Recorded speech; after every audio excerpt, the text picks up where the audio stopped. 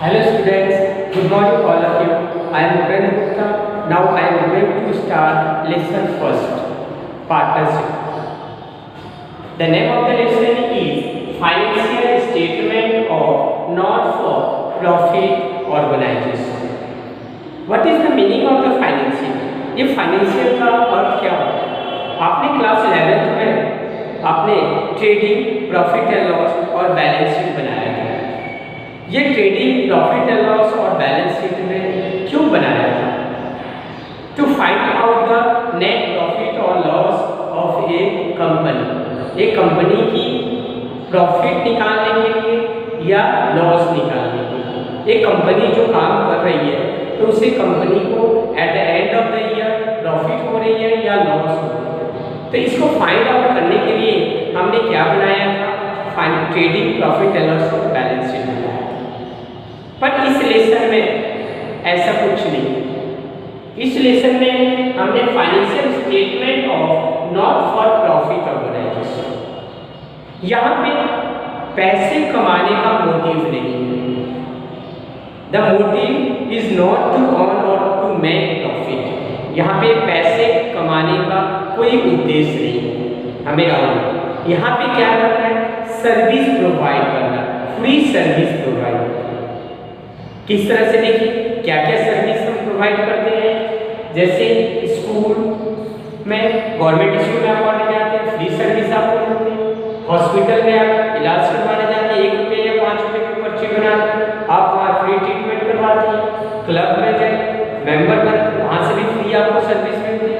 सो ये ऐसी संस्था है जहाँ से आपको फ्री सर्विस प्रोवाइड होती है।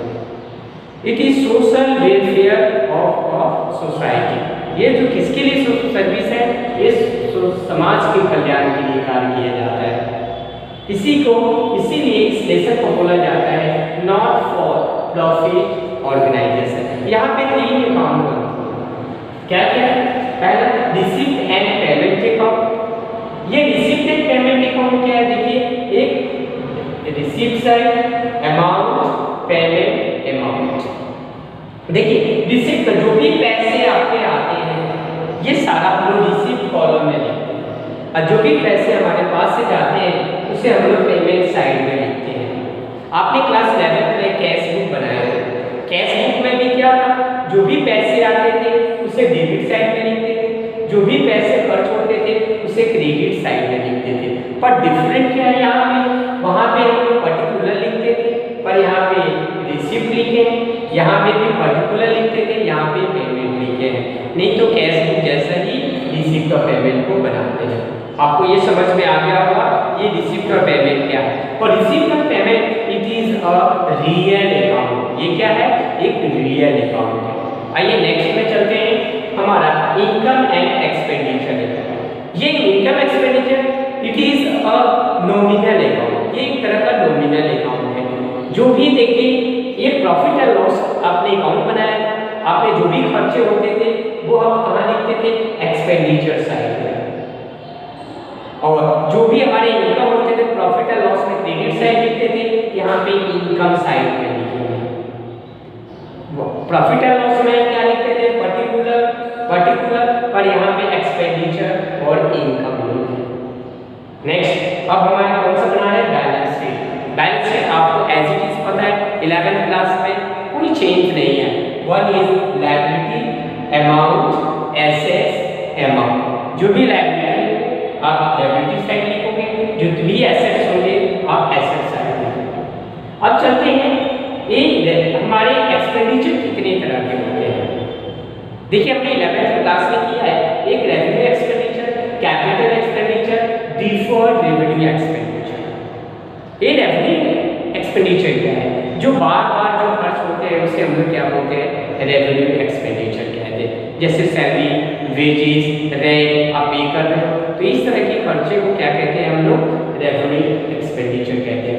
रेवेन्यू रिसीप्ट क्या है? जो कि हमारी बार बार जो पैसे हमारे जो इनकम बार बार होते रहते हैं उसे हम लोग रेवेन्यू रिसीप्ट कहते हैं। अब आइए देखिए कुछ पॉइंट्स हैं जो कि हमारे लिए बहुत ही ज़रूरत है आगे के क्वेश्चंस, प्रैक्टिकल क्वेश्चन बनाने के लिए। वो पहले पॉइंट्स हमें बताना बहुत ही ज़रूरत है। अगर ये पॉइंट्स हमें हमें पहले से जानकारी होगा तो आगे के क्वेश्चन बनाने में हमें बहुत ही सुविधा प्राप्त होगी।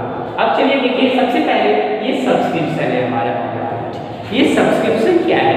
देखिए, किसी भी संस्था में बने रहने के लिए, किसी एनपीओ में बने रहने के लिए हमें सब्सक्रिप्शन देना पड़ता है। ये सब्सक्रिप्शन एक मेंबरशिप फी है, ये हमें जमा करना पड़ता है। या तो मंथली दे रहे हैं, या तो क्वार्टरली दे रहे हैं, या तो हाफ ईयरली दे रहे हैं, या ईयरली, जो भी आप देते हैं इसको हम लोग क्या बोलते हैं? सब्सक्रिप्शन है। उसकी हर सर्विस को प्राप्त करने के लिए आपको सब्सक्रिप्शन देना ही है। और ये सब्सक्रिप्शन क्या है? एक तरह का इनकम है। इसीलिए रिसीप्ट साइड में सब्सक्रिप्शन बोर्ड पे लिखेंगे प्राप्त हो रहा है तो, और इनकम साइड में, इनकम एंड एक्सपेंडिचर साइड में इसका रिकॉर्ड करेंगे। अब आपको क्लियर हो गया होगा कि सब्सक्रिप्शन क्या है।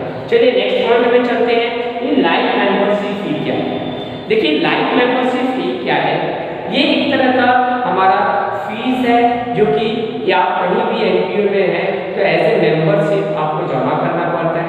कुछ ऐसे मेंबर होते हैं कि एक आते हैं साथ साथ ही एक ही बार पूरे लाइफ के लिए एक ही बार पैसा जमा कर देते हैं। तो ये क्या कैपिटलाइज्ड नेचर होता है? ये कैपिटलाइज्ड नेचर होता है। एक ही बार कुछ ऐसे भी पेमेंट होते हैं जो कि एक ही बार पेमेंट कर दिए जाते हैं, उसका हम लोग क्या बोलते हैं?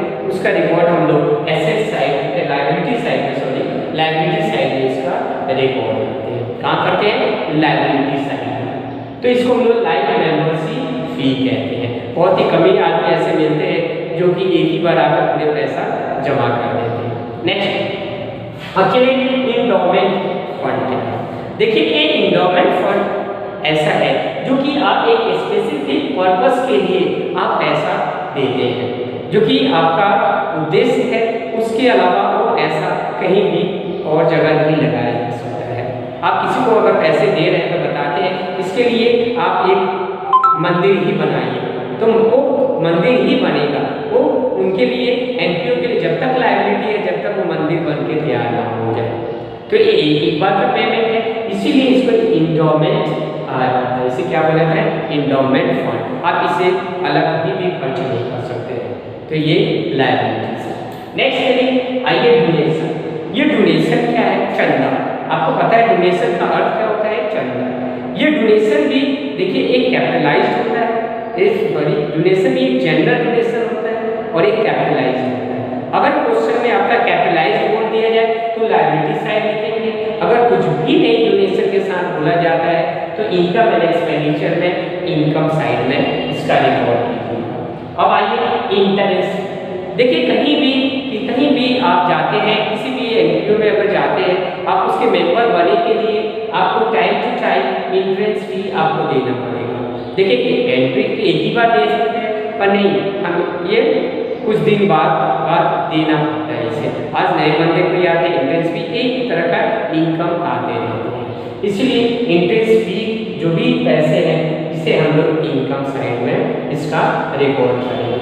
अब चलिए सेल ऑफ एसेट्स। ये सेल ऑफ एसेट्स क्या है? देखिए, एसेट्स कहाँ पे हम रिकॉर्ड करते हैं?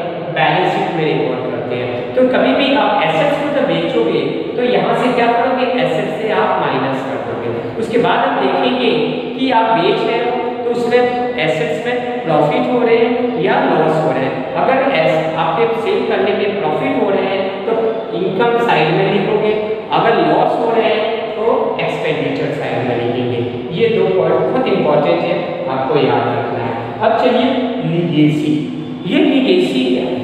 ये लीगेसी का अर्थ क्या होता है? देखिए, इस मेंबर को अगर अचानक डेथ होने के बाद उनके जो प्रॉपर्टी जो एनपीओ के पास आ जाती है, उस प्रॉपर्टी को क्या कहा जाता है? लीगेसी कहा जाता है। इसीलिए इसे एक बार ही बार बार तो नहीं आता, इसीलिए इसे हम लोग लायबिलिटी साइड रिकॉर्ड करते हैं। आइए नेक्स्ट, पेमेंट ऑफ ऑनरेरियम। ये पेमेंट ऑफ ऑनरेरियम क्या है? मान लीजिए हमारी एक एनपीओ संस्था है, हमारे मेंबरों को जीएसटी के बारे में कोई ज्ञान नहीं है। अब हमने किसी कॉलेज से एक लेक्चरर को हायर किया, अब उसे हमें फीस देना पड़ेगा। 2 घंटे के लिए या 1 घंटे के लिए हमने बुलाया, वो लेक्चरर देकर हमारे वो आउटसाइडर पर्सन है, तो जो भी उनको जो फीस हम देते हैं उसी को कहा जाता है कि वो आउटसाइडर पर्सन है, पेमेंट ऑफ ऑनरेरियम कहा जाता है। उसे क्या कहता है? Payment of honorarium. देखिए बच्चों, इसमें वीडियो में मैंने ये बताया आपको कि नॉट फॉर प्रॉफिट ऑर्गेनाइजेशन में क्या क्या चीज़ें होते हैं, और इसका उद्देश्य ये नहीं होता है कि पैसे कमाना का, इसका मेन उद्देश्य होता है सर्विस प्रोवाइड करना। तो ये मैं आज इंट्रोडक्शन दिया। अब कल से नेक्स्ट वीडियो में आपको रिसीप्ट और पेमेंट अकाउंट बनाने के लिए सिखाएंगे, और रिसीप्ट और पेमेंट अकाउंट सिखाएंगे। ये लेसन जो है हमारे 10 मार्क्स के, एक 6 मार्क्स के क्वेश्चन आते हैं, एक 3 मार्क्स के क्वेश्चन आते हैं, एक 1 मार्क्स के क्वेश्चन आते हैं। So this is most important, this lesson is most important for you. तो आप लोग कंसंट्रेशन रखिए इस लेसन के ऊपर, और नेक्स्ट वीडियो में मैं आपको रिसीप्ट और पेमेंट अकाउंट बनाना सिखाऊंगा। Thank you, have a nice day.